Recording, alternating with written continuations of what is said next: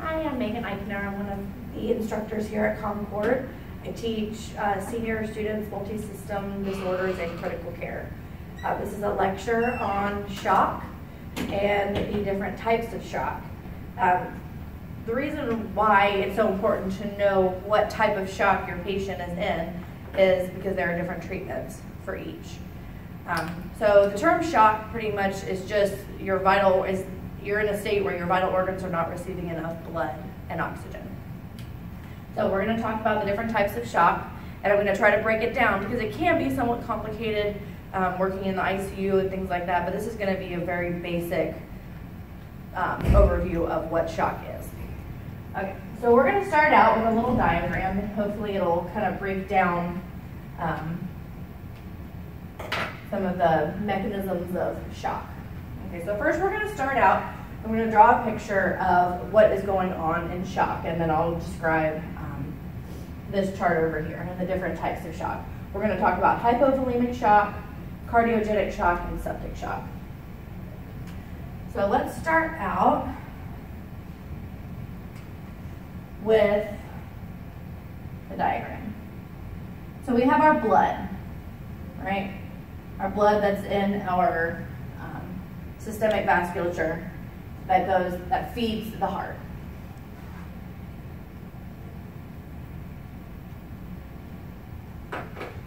From there, the blood goes into our heart. Our heart, under normal circumstances, will pump. And your body at this point, from your heart, it has a decision to make. It has the decision to feed your vital organs or your non-vital organs. Under normal functioning circumstances, your body's going to feed your non-vital and your vital organs. What is a non-vital organ? In this situation, it's going to be skin. Skin obviously is very important, but in the case of shock where your body is trying to decide, should I feed the vital organs or the skin, it's going to want to feed the vital organs, because once you lose function of 3 vital organs, you pretty much are not going to survive that situation. So from here, your heart makes the decision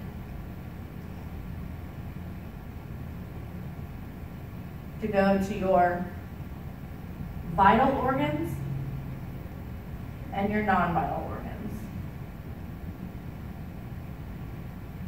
Okay. So let's look at this chart over here, and we're going to talk about the different types of shock. So hypovolemic, we're going to say is A. Cardiogenic is going to be B. Septic will be C.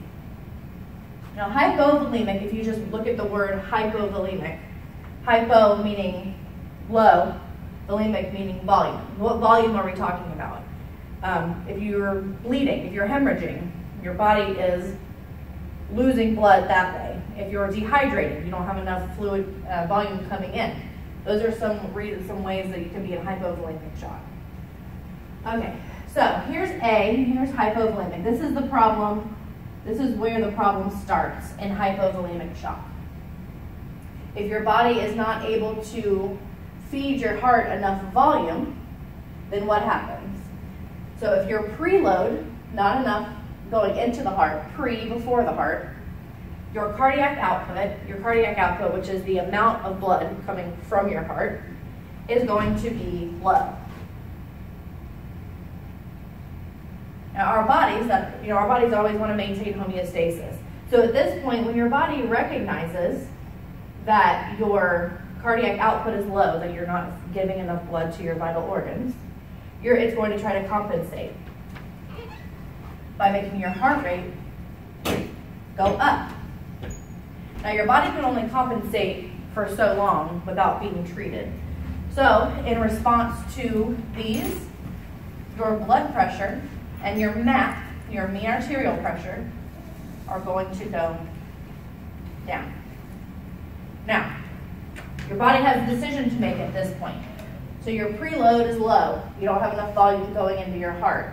So your body is in compensating mode. It has to make a decision. The little amount of fluid that your body has, the little amount of blood, where does it want to go? the vital or non-vital. It's naturally going to want to go to your vital organs. And this is where, so when we talk about SVR, your systemic vascular resistance, your systemic vascular resistance is the amount of pressure here that shoots the blood to your vital and non-vital organs. So your body is going to want to increase your systemic vascular resistance, meaning it clamps down here to get blood to your vital organs.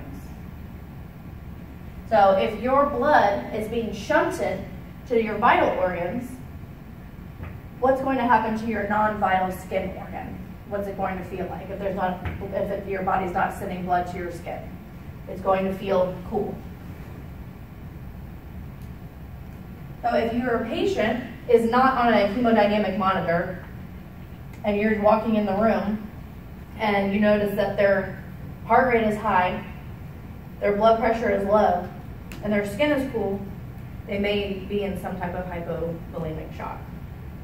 Now, to get the SVR and the cardiac output, they would have to be on a hemodynamic monitor. But just from basic vital signs and nursing observation, high heart rate, low blood pressure, and cool skin could indicate hypovolemic shock. All right, so let's talk about cardiogenic shock. So cardiogenic shock is originating here in your heart. So you've got enough volume, but your heart's not working right. What would cause your heart not to work right? The most common cause of cardiogenic shock would be myocardial infarction or heart attack and heart failure. All right, so cardiogenic shock. Your heart is not strong enough to pump out blood to your vital and your non-vital organs. So if your heart is not strong enough to pump fluid out, now your body at this point with hypovolemic and cardiogenic, your body doesn't know the difference between do you have enough volume and is your heart just not strong enough. So the mechanisms are going to be very similar. The compensating mechanisms are going to be very similar. So if your heart's not strong enough to pump out the blood, your cardiac output is going to be low. And in response to that, again, the same with hypovolemic. If your cardiac output is low, your heart rate is going to try to compensate and go up. And then your blood pressure and your MAP are going to be low because there's not enough coming out of it to maintain a normal pressure. So your blood pressure and your MAP will be low. Now again, the same thing with hypovolemic. Your body has a decision to make. Since your heart's not strong enough, your body is trying to decide, okay, we don't have enough blood getting pumped into our system. Where does the majority of blood and oxygen need to go? Again, to your vital organs. So what is let's go back to the SVR. It's going to want to clamp down to increase the pressure to go to your vital organs. So your SVR is going to go up. And because your SVR is up to your vital organs, your non-vital organ, meaning your skin, is going to be cool.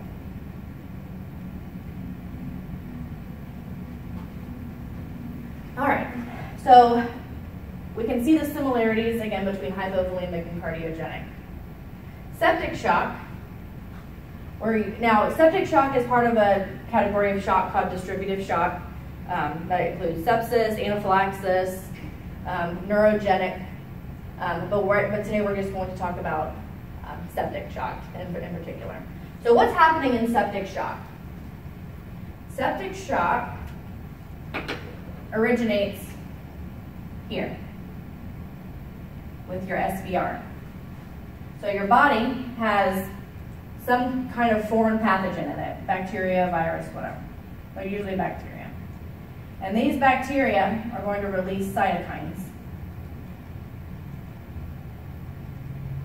The cytokines will release enzymes of some sort that make your body here vasodilate.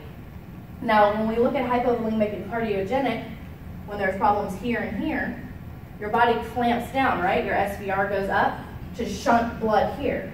Well, in the septic and distributive shock, when the cytokines release enzymes that makes you vasodilate, your SVR drops.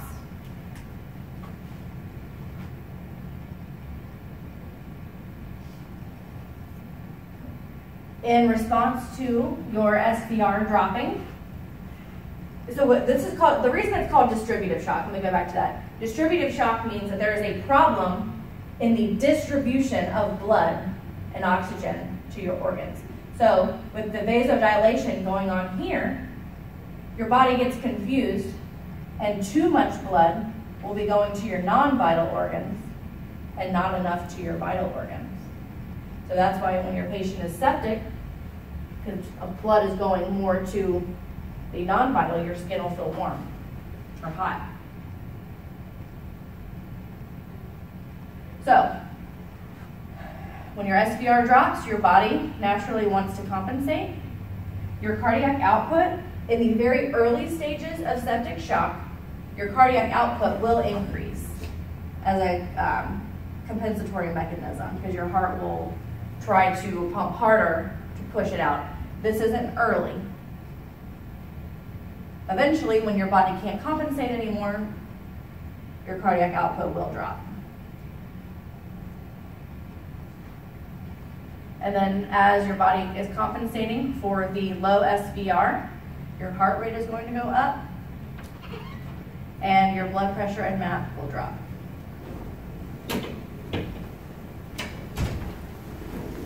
So, again, the reason why it's so important to know what type of shock your patient is in is because you want to know how to treat it. If you are in hypovolemic shock, you're going to want to replace the volume. If you're in cardiogenic shock, you're going to want to protect the heart, get blood flow to that heart again, or have a device in like a balloon pump or something that will make your heart be able to work properly and put blood into the vasculature. With septic shock, whatever the cause of it, be it sepsis, anaphylaxis, whatever you want to treat, whatever causing that. If it's septic shock, then you're going to want to start antibiotics, fluids, things like that.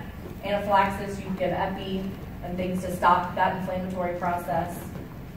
So that's why it's important to know what type of shock your patient is in. So if you look at these, like I said before, cardiac output and SVR, you're going to have to be hemodynamically monitored. But if you go, just use your basic nursing assessment. If your patient's heart rate is up, their blood pressure is low, and their skin is really cool or hot, you know that they're in some type of shock. And then further testing can be done to determine what type.